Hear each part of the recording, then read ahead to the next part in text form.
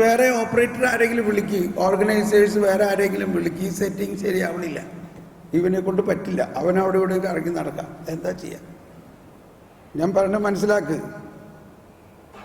ഇപ്പൊ ധൃതി പിടിക്കണ്ട, ഈ ഫീഡ്ബാക്കിൽ അല്പം കൂട്ടി, അല്പം അല്പം 1 2 3 1 2 3 1 2 3 അല്പം കൂടി 1 2 3 1 2 3 അല്പം കൂടി 1 2 3 1 2 3. ഓക്കെ, ഇപ്പൊ മറ്റൊരാണ്. ഓക്കെ, അങ്ങനെ നിൽക്കട്ടെ കേട്ടോ. അറിവ് പ്രവർത്തനക്ഷമമാണെങ്കിൽ സകലതും വിരചിക്കുന്നത് അവളല്ലാതെ ആരാണ്? അറിവ് പ്രവർത്തനക്ഷമമാണെങ്കിൽ സകലതും വിരചിക്കുന്നത് അവളല്ലാതെ ആരാണ്? ഇപ്പൊ ഏഴാം അധ്യായത്തിൽ തന്നെ നിൽക്കുക. ഏഴാം അധ്യായത്തിലെ എത്രാമത്തെ വചനം വായിച്ചേ? ഇപ്പൊ 8ാം അധ്യായത്തിലാണ് വായിച്ചത്. 7ാം അധ്യായത്തിൽ 9ഉം 10ഉം വചനം വായിക്കാം. അനർഘരത്നവും അവൾക്ക് തുല്യമല്ലെന്ന് ഞാൻ കണ്ടു. അവളുടെ മുൻപിൽ സ്വർണം മണൽത്തരി മാത്രം, വെള്ളി കളിമണ്ണ്. ഇതാണ് നമുക്കുണ്ടാകേണ്ട മറ്റൊരു വശം.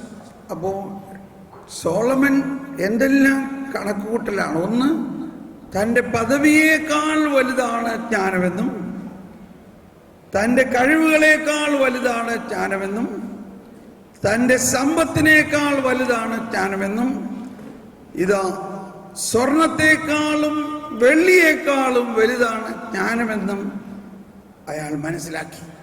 തുറന്ന് വായിക്കാം. ആരോഗ്യത്തെയും സൗന്ദര്യത്തെക്കാളും വലുതാണ് അവളെ ഞാൻ സ്നേഹിച്ചത്. പ്രകാശത്തെക്കാൾ കാമ്യമായി അവളെ ഞാൻ വരിച്ചു. അവളുടെ കാന്തി ഒരിക്കലും ക്ഷയിക്കില്ല. അവളോടൊത്ത് എല്ലാവരും കരമുയർത്തി, അവളോടൊത്ത് എല്ലാ നന്മകളും എണ്ണമറ്റ ധനവും എനിക്ക് ലഭിച്ചു. അവയിലെല്ലാം ഞാൻ സന്തോഷിച്ചു. ജ്ഞാനമാണ് അവളെ നയിക്കുന്നത്. എങ്കിലും അവളാണ് അവയുടെ ജനനിയെന്ന് ഞാൻ ഗ്രഹിച്ചില്ല. ഇവിടെ വലിയൊരു രഹസ്യമാണ് ഇവിടെ പറയുന്നത്. സോളമൻ ഇത്രയും ജ്ഞാനത്തിന് വേണ്ടി പ്രാർത്ഥിച്ചു കഴിഞ്ഞ് ഒരുപാട് ജ്ഞാനം ലഭിച്ചപ്പോൾ മനസ്സിലായ 2 കാര്യം. ഒന്ന്, ജ്ഞാനമാണ് എല്ലാത്തിൻ്റെയും നയിക്കുന്നതെന്ന്. വീണ്ടും സോളമൻ പറയുകയാണ്, എങ്കിലും അവളാണ് അവയുടെ ജനനി എന്ന് ഞാൻ ഗ്രഹിച്ചില്ല. എന്ന് പറഞ്ഞാൽ എന്താ അർത്ഥം? അവളാണ് അവയുടെ ജനനി എന്ന് ഞാൻ ഗ്രഹിച്ചില്ല. അതായത് ഈ പ്രപഞ്ചം മുഴുവനും സൃഷ്ടിച്ച ആ സൃഷ്ടാവ് അത് സൃഷ്ടിക്കാൻ ഏറ്റവും കൂടുതൽ ഉപയോഗിച്ചത് ജ്ഞാനത്തെയാണ്. ജ്ഞാനം ദൈവത്തിന്റെ സൃഷ്ടിയിൽ ദൈവത്തോടൊപ്പം പ്രവർത്തിച്ച ജ്ഞാനമാണ്.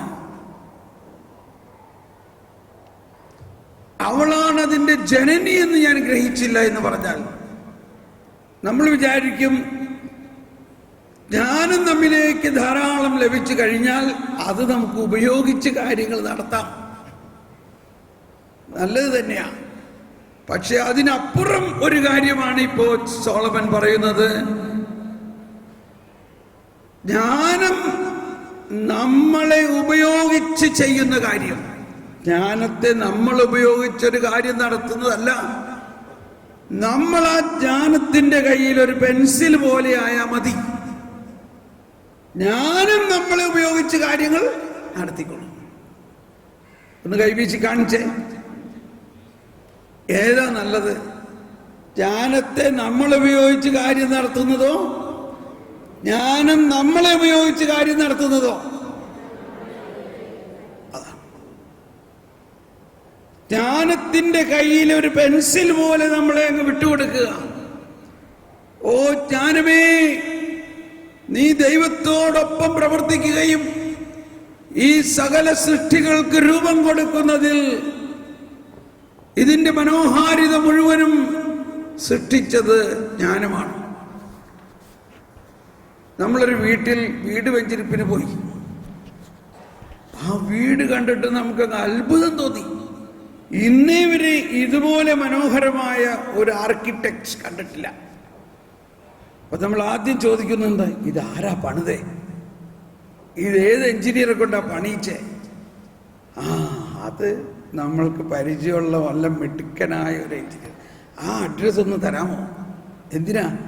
നമുക്ക് ഇനി ഒരു വീട് പണിയണമെന്ന് തോന്നുകയാണെങ്കിൽ ഇയാളെ കൊണ്ട് പണിയിക്കാം. നല്ല ഉറപ്പാ, ഇയാൾ മനോഹരമായിട്ട് പണിയും.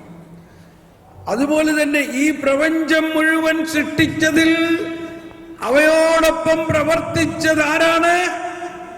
ദൈവത്തോടൊപ്പം പ്രവർത്തിച്ചത് ആരാണ്? ജ്ഞാനം. ആ ജ്ഞാനത്തെ നമ്മൾ കൂട്ടുപിടിക്കുകയാണെങ്കിൽ, ആ ജ്ഞാനവുമായിട്ട് നമ്മൾ കൂട്ടുകെട്ടുകയാണെങ്കിൽ, ആ ജ്ഞാനത്തിന്റെ കയ്യിൽ നമ്മളെ തന്നെ വിട്ടുകൊടുക്കുകയാണെങ്കിൽ, ആ ജ്ഞാനം നമ്മൾ ചിന്തിക്കുന്നതിനേക്കാൾ മനോഹരമായി കാര്യങ്ങൾ നടത്തിത്തരും. ജ്ഞാനമാണ് അതിൻ്റെ ശില്പി എന്ന് പറയുന്ന ആളാണ്. Praise the Lord. ഇനി അപ്പൊ ഈ ഒരു പ്രിയോറിറ്റി നമ്മുടെ ജീവിതത്തിന്, പ്രത്യേകിച്ച് ഇവിടെയുള്ള യങ്സ്റ്റേറ്റ് ആയിട്ടുള്ളവര്, ചെറുപ്പക്കാരായിട്ട് കുറച്ചു പേരെ കാണുന്നുണ്ട്. ഇത് നിങ്ങളുടെ ഹൃദയത്തിൽ ആഴമായി പതിയട്ടെ.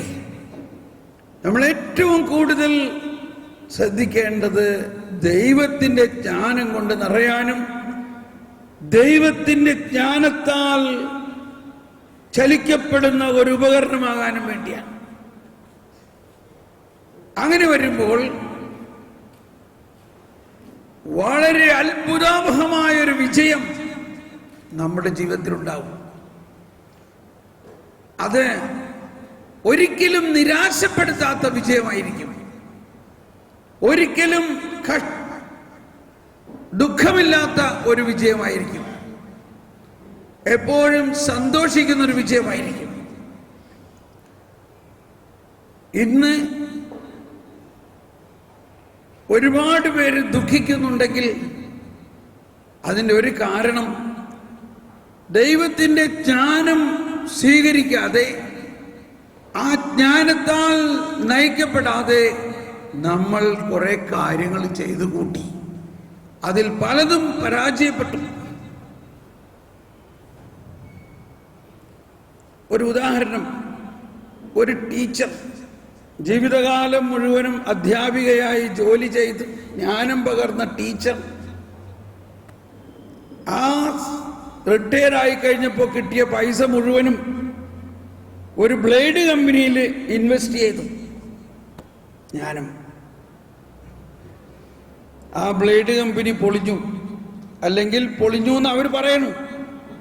40 ലക്ഷം രൂപ.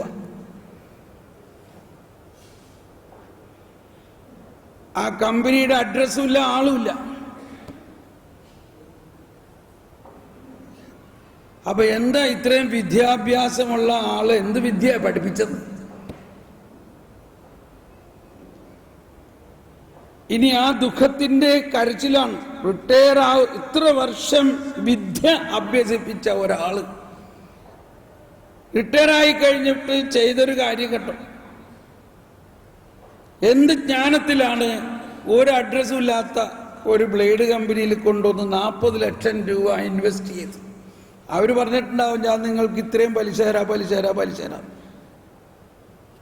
ഇവിടെയാണ് ജ്ഞാനം വേണ്ടത്. പൈസ ഉണ്ടാക്കിയാൽ പോരാ, അത് ചെലവാക്കാനും ജ്ഞാനം വേണം. ചിലവർക്ക് പൈസ ഇല്ലാത്തത് ജ്ഞാനത്തിന് വേണ്ടി പ്രാർത്ഥിക്കാനിട്ടാണ്. പൈസ അവൻ്റെ അടുത്ത് കിട്ടിയാൽ അത് ഉടനെ നഷ്ടപ്പെടുമെന്നും അത് അവനെ കൂടുതൽ നശിപ്പിക്കുമെന്നും അതുകൊണ്ടാണ് കൊടുക്കാത്തത്. Praise the Lord. സോളമൻ തന്നെ പറയുന്നുണ്ട്, ഞാൻ ജ്ഞാനത്തിന് വേണ്ടി പ്രാർത്ഥിച്ചപ്പോൾ എനിക്ക് ധാരാളം സമ്പത്തും കിട്ടി. ദൈവം ആർക്കെങ്കിലും സമ്പത്ത് കൊടുക്കുന്നുണ്ടെങ്കിൽ അത് ദൈവികമായി അത് ഉപയോഗിക്കും എന്ന് ഉറപ്പുള്ളവർക്കാ കൂടുതൽ കൊടുക്കുക. ആ സമ്പത്ത് കൊണ്ട് അവന് തന്നെ ദൂഷ്യം വരുമെന്നുള്ളവന് ദൈവം സമ്പത്ത് കൊടുക്കില്ല. അപ്പൊ ജ്ഞാനത്തിന് വേണ്ടി പ്രാർത്ഥിക്കുകയാണെങ്കിൽ സമ്പത്തും കിട്ടും. കാരണം അവന്റെ കയ്യിൽ സമ്പത്ത് കൊടുക്കുകയാണെങ്കിൽ അവൻ അത് വളരെ ബുദ്ധിപൂർവം ഉപയോഗിക്കും എന്നുള്ള ഉറപ്പുണ്ട്.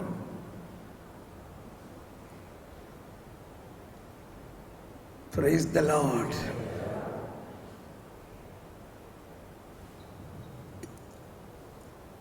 ജ്ഞാനമാണ് ഏറ്റവും വലിയ സമ്പത്ത്. ഇനി ഇതിന്റെ ആത്മീയ തരമാണ് ഇനി നാം പഠിക്കുന്നത്. 7-ാം അധ്യായത്തിൽ 14-ാമത്തെ വചനം എല്ലാവരും ഒന്ന് ഏറ്റു പറയാം. അത് മനുഷ്യർക്ക് അക്ഷയനിധിയാണ്. ജ്ഞാനം സിദ്ധിച്ചവർ ദൈവത്തിന്റെ സൗഹൃദം നേടുന്നു. എല്ലാവരും കരമുയർത്തി ഒന്ന് ഏറ്റു പറഞ്ഞേ. ജ്ഞാനം സിദ്ധിച്ചവർ കൈവീശി കാണിച്ച്. ജ്ഞാനം സിദ്ധിച്ചവർ ദൈവത്തിന്റെ സൗഹൃദം നേടുന്നു. അവളുടെ പ്രബോധനം അതിനെ യോഗ്യരാക്കുന്നു. എന്തോ ഒരു വലിയൊരു കാര്യമാണ്. നമുക്ക് ദൈവവുമായിട്ടൊരു സൗഹൃദം നേടിത്തരുന്നത് ജ്ഞാനമാണ്. ജ്ഞാനം സിദ്ധിച്ചവർ, ഒന്നുകൂടി കൈ ഉയർത്തിയേറ്റ് പറയാ. ജ്ഞാനം സിദ്ധിച്ചവർ ദൈവത്തിന്റെ സൗഹൃദം നേടുന്നു. Praise the Lord. ഇത് പോരെ. മറിച്ച് ദൈവത്തെ ഭയപ്പെടുകയോ ദൈവം നമ്മളെ ശിക്ഷിക്കുന്ന ഒരു കർക്കശക്കാരനും ക്രൂരനുമായിട്ടല്ല നമ്മൾ ദൈവത്തെ കാണേണ്ടത്. നമ്മളുമായിട്ടൊരു സ്നേഹബന്ധം പുലർത്തുന്ന ഒരു സ്നേഹിതനാണ് ദൈവം. പക്ഷെ ഇതെങ്ങനെ നമുക്ക് മനസ്സിലാകും? ജ്ഞാനം അക്ഷയനിധിയാണെന്ന് പറയുന്നതിന്റെ അർത്ഥം എന്താണ്? ഒന്നെല്ലാവരും കരം ഉയർത്തി. ജ്ഞാനം അത് അക്ഷയനിധിയാണ്. ഇതാണ് ഞാൻ പറഞ്ഞത്. നമ്മുടെ വിദ്യാഭ്യാസമെല്ലാം 2 തരത്തിലുള്ള ജ്ഞാനമാണുള്ളത്. ദൈവത്തെക്കുറിച്ചുള്ള ജ്ഞാനം. ഒന്ന് വലത് കൈ ഉയർത്തിയേ. ഇങ്ങനെ കാണിക്കുക. അങ്ങനെ കുറച്ചു നേരം കാണിച്ചുകൊണ്ടിരിക്കേ. എന്താണിത്? ദൈവത്തെക്കുറിച്ചുള്ള ജ്ഞാനം. ഇവിടല്ലേ ഇങ്ങനെ കാണിച്ചുകൊണ്ടിരിക്കണം. ദൈവത്തെക്കുറിച്ചുള്ള ജ്ഞാനം. ഒന്ന് പറഞ്ഞ എല്ലാവരും. ദൈവത്തെക്കുറിച്ചുള്ള ജ്ഞാനം. ഇങ്ങനെ കാണിച്ചുകൊണ്ടിരിക്കേ തന്നെ ഇടത് കൈ കൊണ്ടൊന്ന് കാണിച്ച ഇത് സൃഷ്ടിയെക്കുറിച്ചുള്ള ജ്ഞാനം. കണ്ടോ? സൃഷ്ടിയെക്കുറിച്ചുള്ള ജ്ഞാനം കണ്ടോ? സൃഷ്ടാവിനെ കുറിച്ചുള്ള ജ്ഞാനം. മോനെ ഇതൊന്ന് ക്യാമറയിലെടുത്ത് എല്ലാവരും കാണിച്ചുകൊണ്ടിരിക്കുക. സൃഷ്ടാവിനെ കുറിച്ചുള്ള ജ്ഞാനം ഒന്ന്, മറ്റൊന്ന് സൃഷ്ടിയെക്കുറിച്ചുള്ള ജ്ഞാനം. എല്ലാവരും സൃഷ്ടാവിനെ കുറിച്ചുള്ള ജ്ഞാനം, മറ്റൊന്ന് സൃഷ്ടിയെക്കുറിച്ചുള്ള ജ്ഞാനം. അങ്ങനെ ഒന്ന് കാണിച്ചുകൊണ്ടിരുന്നു. വൈകുന്നേരം വീട്ടിൽ ചെല്ലുമ്പോ എങ്ങനെ ഉണ്ടായിരുന്നു ധ്യാനം എന്ന് ചോദിച്ചാൽ എന്ത് പറയൂ?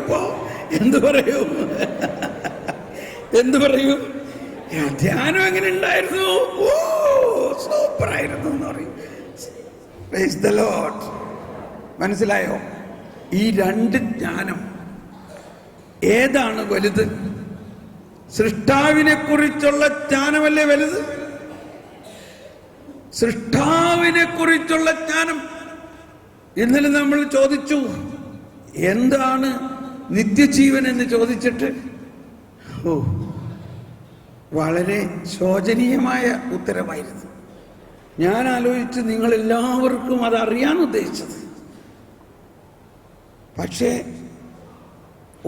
ഒരാളോ 2 ആളോ മറ്റോ പറഞ്ഞോളൂ. ചിലപ്പോൾ നിങ്ങൾക്ക് അറിയാമായിരുന്നായിരിക്കാം. ആ അറിവ് അവിടെ അകത്ത് വെച്ചോണ്ടിരുന്നോ? എന്താണ് ആ അറിവ്? ദൈവത്തെക്കുറിച്ചുള്ള അറിവാണ് നിത്യജീവൻ. ഏക സത്യദൈവമായ അങ്ങയെയും അങ്ങയച്ച യേശുക്രിസ്തുവിനെയും കുറിച്ചുള്ള അറിവ്. കുറച്ച് ദിവസം മുമ്പ് ഒരു ബിഷപ്പിന്റെ കൂടെ ഞാനിരുന്ന് ബ്രേക്ക്ഫാസ്റ്റ് കഴിച്ചുകൊണ്ടിരിക്കുക.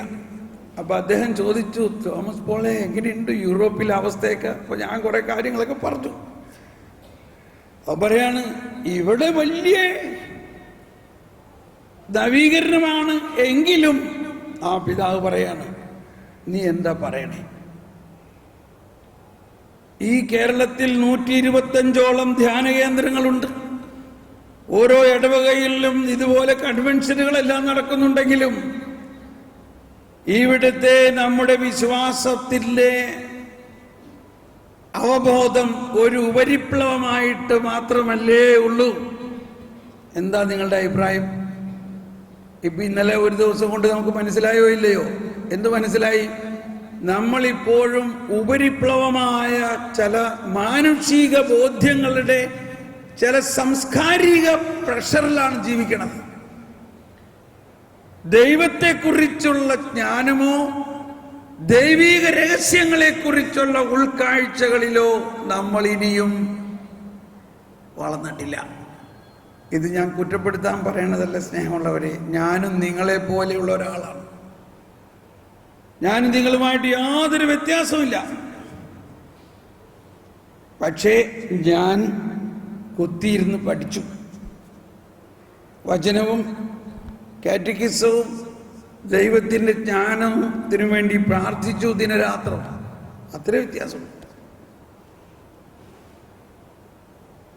ദൈവത്തിൻ്റെ ജ്ഞാനത്തിനു വേണ്ടി പ്രാർത്ഥിച്ചു. ഭൗതികമായ നേട്ടങ്ങളെക്കാൾ ആത്മീയമായ രഹസ്യങ്ങൾക്ക് മുൻതൂക്കം നൽകി. അതുകൊണ്ട് എനിക്ക് ഭയങ്കര സന്തോഷവും ആത്മസന്തോഷമാണ്. അപ്പൊ ഇനി കേരളത്തിൽ ഉണ്ടാകേണ്ടത് ഒരു ആത്മീയമായ ഒരു വിപ്ലവമാണ്, ഒരു ആത്മീയ വിപ്ലവം. നമ്മൾക്ക് ഒരുപാട് പള്ളിക്കൂടങ്ങളുണ്ടെങ്കിലും ആ പള്ളിക്കൂടങ്ങളെല്ലാം ഇനി ദൈവത്തെക്കുറിച്ചുള്ള ജ്ഞാനം കൊണ്ട് നിറയുന്നതായി മാറണം. Praise the Lord.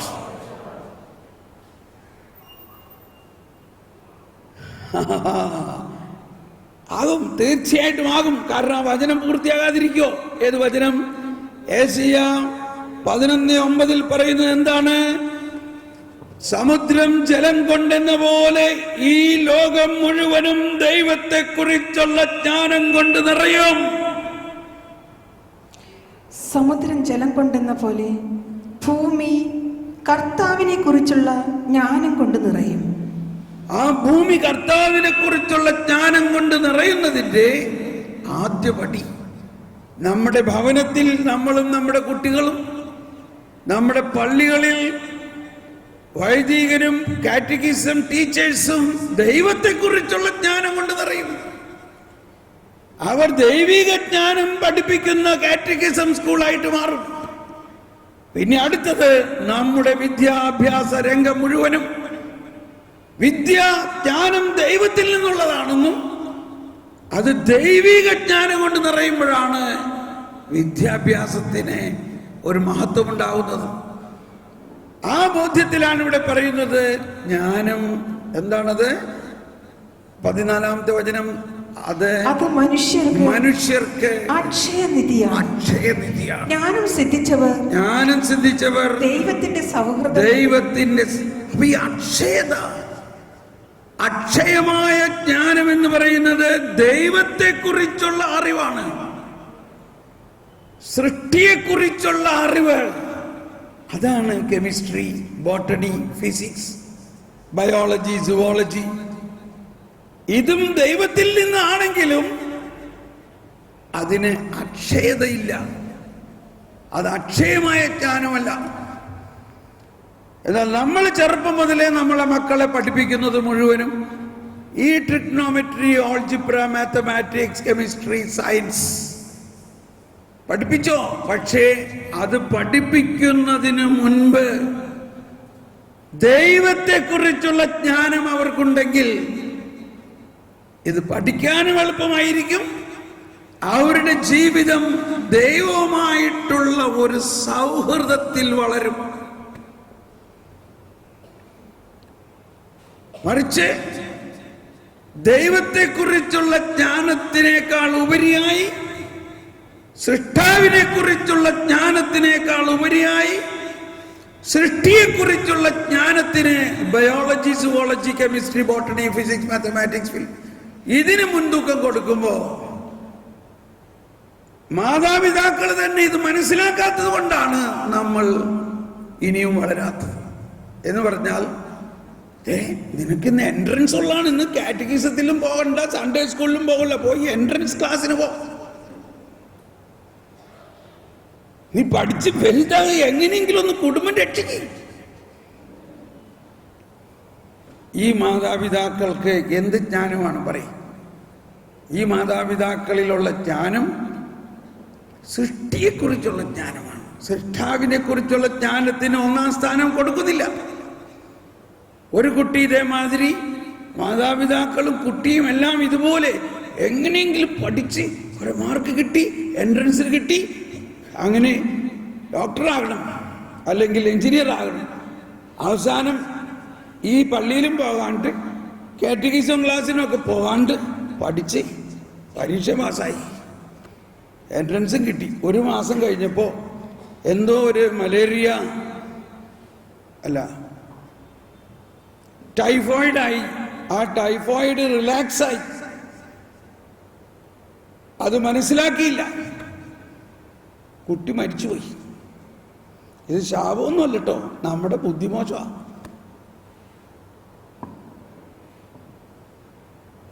ഇപ്പൊ സമ്പാദിച്ചോ ഇല്ലയോ? അതിനേക്കാൾ ഉപരി അതുമൂലമുള്ള ദുഃഖം താങ്ങാൻ പറ്റുന്നില്ല. കാരണം ഇത്രയും നമ്മൾ പരിശ്രമിച്ചിട്ട് ഇത് വിജയിച്ചില്ലല്ലോ എന്നുള്ള ദുഃഖം. അതുകൊണ്ടാണ് ദൈവത്തിന്റെ ജ്ഞാനമുണ്ടെങ്കിൽ ദുഃഖം ഉണ്ടാവില്ല എന്ന് പറഞ്ഞതിന്റെ അർത്ഥം.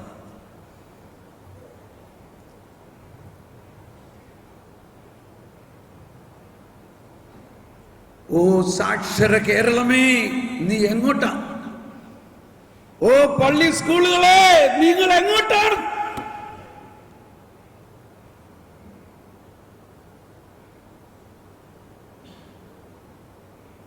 ഓ മാതാപിതാക്കളെ, നിങ്ങൾ എങ്ങോട്ടാണ്?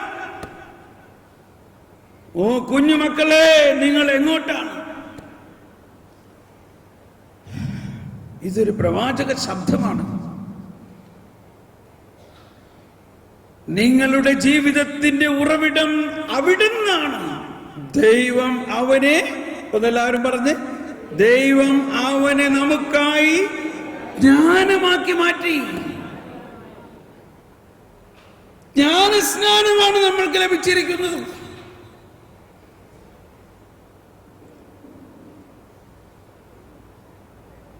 വീണ്ടും വായിക്കാം 7-ാം അധ്യായത്തിൽ 14-ാമത്തെ വചനം.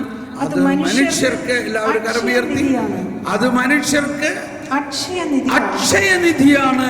ജ്ഞാനം സിദ്ധിച്ചവർ ദൈവത്തിന്റെ സൗഹൃദം നേടുന്നു. അവളുടെ പ്രബോധനം അവരെ അതിന് യോഗ്യരാക്കുന്നു. അപ്പോ അക്ഷയം എന്ന് പറയുന്നത് നമ്മുടെ ആത്മാവിൽ പ്രവേശിക്കുന്ന ജ്ഞാനമാണ്. ബുദ്ധിയിൽ പ്രവേശിക്കുന്ന ജ്ഞാനം, മനസ്സിൽ പ്രവേശിക്കുന്ന ജ്ഞാനം അക്ഷയമല്ല. നമ്മൾ പഠിക്കുന്ന സയൻസും മാത്തമാറ്റിക്സും ആത്മാവിൽ പ്രവേശിക്കുന്നില്ല. എന്നാൽ നമ്മൾ വായിക്കുന്ന വചനവും ദൈവത്തിന്റെ ജ്ഞാനവും നമ്മുടെ ആത്മാവിൽ പ്രവേശിക്കുന്നു. Praise the Lord. നമ്മൾ മരിക്കുമ്പോൾ നമ്മൾക്ക് കൂടെ കൊണ്ടുപോകാനുള്ളത് സയൻസ് അല്ല, സുവോളജിയും ബയോളജിയും കെമിസ്ട്രിയും ഫിസിക്സും മാത്തമാറ്റിക്സും അല്ല, ദൈവത്തിന്റെ വചനവും ദൈവത്തെക്കുറിച്ചുള്ള ജ്ഞാനവുമാണ്. മഹാനായ അലക്സാണ്ടർ ചക്രവർത്തി വലിയ രാജ്യങ്ങൾ പിടിച്ചെടുത്ത് വലിയ മഹാനായ ചക്രവർത്തിയായി മാറി. പക്ഷെ അയാൾ മരിക്കുന്നതിന് മുമ്പ് പറഞ്ഞത് ഇതാണ്: എന്നെ ശവപ്പെട്ടിയിൽ അടയ്ക്കുമ്പോൾ എൻ്റെ 2 കൈകളും പുറത്തിട്ടിട്ട് പെട്ടി അടയ്ക്കണം. അങ്ങനത്തെ ഒരു പെട്ടി ഉണ്ടാക്കണം. എന്തിനാണത്?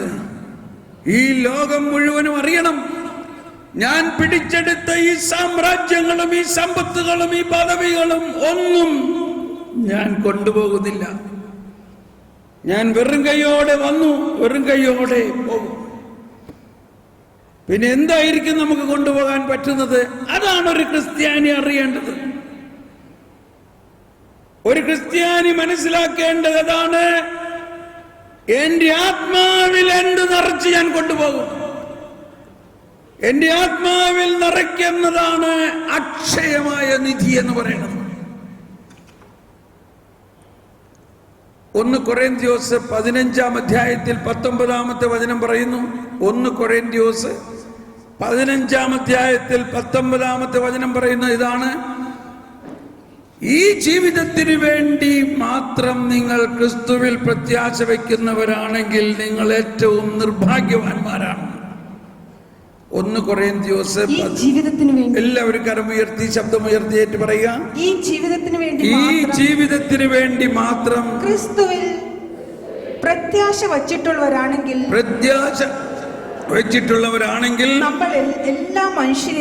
നമ്മൾ എല്ലാ മനുഷ്യരെയും നിർഭാഗ്യവാന്മാരാണ്. ഒന്നെല്ലാവരും കരമുയർത്തി ശബ്ദമുയർത്തി. ഈ ജീവിതത്തിന് വേണ്ടി മാത്രം ക്രിസ്തുവിൽ പ്രത്യാശ വച്ചിട്ടുള്ളവരാണെങ്കിൽ നമ്മൾ എല്ലാ മനുഷ്യരെയും നിർഭാഗ്യരാണ്. Praise the Lord. ഈ ജീവിതത്തിനപ്പുറത്ത് വലിയ അനന്തമായ ഒരു ജീവിതമുണ്ട്. നമ്മൾ ഓരോ മനുഷ്യന്റെയും ജീവിതം, ഈ ലോകത്തിലുള്ള ജീവിതം ഒരു 100 വയസ്സ്, 100 വർഷം. എന്നാൽ ഈ ജീവിതത്തിന് ശേഷമുള്ള ജീവിതമോ അനന്തമായ ജീവിതമാണ്. ആ ജീവിതത്തിൽ നമ്മൾ മരിക്കുമ്പോൾ എഴുതി വെക്കണം എന്തെന്നാ? RIP ഇല്ലേ? RIP. എന്താ RIP എന്ന് പറഞ്ഞാൽ? Rest in peace. അപ്പൊ നമ്മുടെ എല്ലാം ഭാവന എന്താ? ഓ, മരിച്ചു കഴിഞ്ഞാൽ സമാധാനമായിട്ട് ഓരോരുത്തർ ഇരിക്കുക അല്ലേ? Very good, thank you. അങ്ങനെ സമാധാനമായിട്ടിരിക്കാനുള്ളതല്ല അവിടെ. നമുക്കൊരു ജോലിയുമില്ല, അവിടെ കർത്താവിനെ സ്തുതിച്ചുകൊണ്ട് ആരാധിച്ചുകൊണ്ട് അങ്ങ് ഇരിക്കാതാ എല്ലാവരും വിചാരം. അൽഫോൻസാമ്മ ഇപ്പോ അങ്ങനെ വിശ്രമിക്കുകയാണോ? അവിടെ മദർ തെരേസ വിശ്രമിക്കുകയാണോ? കൊച്ചു തെരേസ വിശ്രമിക്കുകയാണോ? അവരെല്ലാം ഓടി നടന്ന് ജോലി ചെയ്യുക. അപ്പോൾ മരണശേഷം നമ്മൾ ഓരോരുത്തർക്കും വളരെയധികം ശുശ്രൂഷ ചെയ്യാനുള്ള അവസരമുണ്ട്. മരണശേഷം സ്വർഗത്തിൽ ഇരുന്നു കൊണ്ട് ഈ ലോകത്തിലുള്ള സകലാത്മാക്കളിലേക്കും പ്രവർത്തിക്കാനുള്ള പോസിബിലിറ്റി, സാധ്യതയുണ്ട്. ഈശോ പറഞ്ഞു, എല്ലാവരും ഒന്ന് കൈവീശി കാണിച്ചേ. ഈശോ പറഞ്ഞു, ഒരു ഗോതമ്പ് മണി അങ്ങനെ തന്നെ ഇരിക്കുകയാണെങ്കിൽ അതുകൊണ്ട് പ്രയോജനമില്ല. അത് ചത്ത് ചീഞ്ഞു കഴിഞ്ഞാൽ അതിൽ നിന്നും ഒരു ഗോതമ്പ് ചെടി വളർന്ന് അതിൽ ധാരാളം മണികൾ ഉണ്ടാവും. അതാണ് ക്രിസ്തീയ ജീവിതം. നമ്മുടെ യഥാർത്ഥ ക്രിസ്തീയ ജീവിതം ആരംഭിക്കുന്നത് നമ്മുടെ മരണശേഷമാണ്. എന്ന് വിചാരിച്ച് വേഗം മരിക്കാമെന്നും വിചാരിക്കണ്ട. കർത്താവ് ഇഷ്ടമുള്ള സമയത്ത് ഈ ജീവിതത്തിൽ നമ്മൾ ധാരാളം ജ്ഞാനം സമ്പാദിച്ച് നമ്മുടെ ആത്മാവിൽ ഈ ബൈബിള് മുഴുവനും കയറ്റണം. ദൈവത്തെക്കുറിച്ചുള്ള അറിവ് നമ്മുടെ ആത്മാവിലുണ്ടാകണം. അങ്ങനെ അവിടെ ചെന്നാലേ എന്തെങ്കിലും ചെയ്യാൻ പറ്റുള്ളൂ. ഇവിടെ ഉള്ള ഭൂമിയും റബ്ബറും സ്വർണവും എല്ലാം ആത്മാവിൽ കയറില്ല.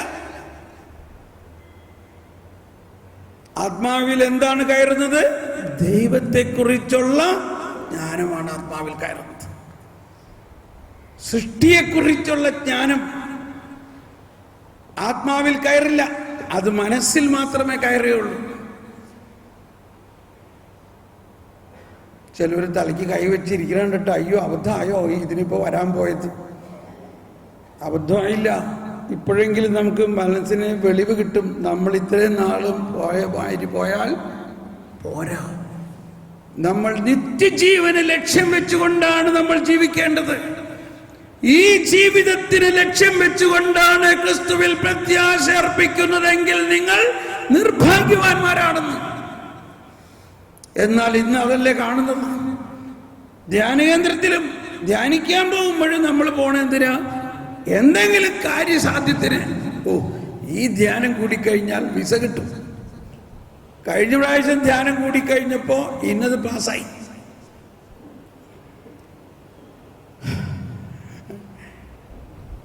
ഈ കൂട്ടലുകളൊന്നും കണക്കാക്കാതെ ദൈവത്തിന്റെ അറിവിനും ജ്ഞാനത്തിനും വേണ്ടി ധ്യാനം കൂടും. വിശ്വാസം വളരുന്നതിനു വേണ്ടി ധ്യാനം കൂടും.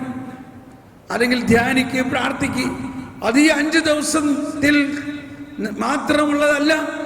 ഇതിനു ശേഷം എല്ലാ ദിവസവും ദൈവം നൽകുന്ന ഈ ജ്ഞാനത്തെ നമ്മൾ സ്വന്തമാക്കുകയാണെങ്കിൽ നമുക്ക് മനസ്സിലാകുന്ന വലിയൊരു രഹസ്യം, ഈ ജീവിതം വളരെ ചുരുങ്ങിയ കുറച്ച് നാളാണ്. എന്നാൽ അനന്തമായ ജീവിതത്തിന് വേണ്ടി ഇവിടെ വെച്ച് നമ്മളെ തന്നെ തയ്യാറാക്കുക എന്നതാണ് ഈ ജീവിതത്തിന്റെ ലക്ഷ്യം. ഇവിടെ നമ്മൾ എന്തെങ്കിലും ഭൗതികമായ സമ്പത്തുകളുടെ പുറകെ പോകുമ്പോൾ ആത്മീയമായ സമ്പത്ത് നമുക്ക് നഷ്ടപ്പെടുന്നു. ആത്മീയമായ സമ്പത്തിന്റെ പുറകെ പോകുമ്പോൾ ഭൗതികമായ സമ്പത്തിനോട് യാതൊരു താല്പര്യവും തന്നെ തോന്നുകയില്ല. കാരണം അതിനേക്കാൾ വലിയ സമ്പത്താണ് ആത്മീയ സമ്പത്ത്. അതാണ് ഈശോ പറഞ്ഞത്, ഞാൻ നൽകുന്ന അപ്പം ഭക്ഷിക്കുകയാണെങ്കിൽ മറ്റൊന്നിനും നിങ്ങൾക്ക് ആഗ്രഹം ഉണ്ടാകയില്ല. ഞാൻ നൽകുന്ന ജലം കുടിക്കുകയാണെങ്കിൽ നിങ്ങൾക്ക് മറ്റൊന്നിനും വേണ്ടിയുള്ള ദാഹം ഉണ്ടാകയില്ല. Praise the Lord. ഒന്ന് സ്തുതിച്ച് പ്രാർത്ഥിക്കാം. Hallelujah, hallelujah. യേശുവേ സ്തോത്രം, യേശുവേ മഹത്വം, യേശുവേ മഹത്വം, യേശുവേ നന്ദി. Hallelujah, hallelujah, hallelujah, hallelujah. Praise the Lord. നമുക്കൊരു ചെറിയ ഇടവേള എടുത്താലോ? ഓക്കെ.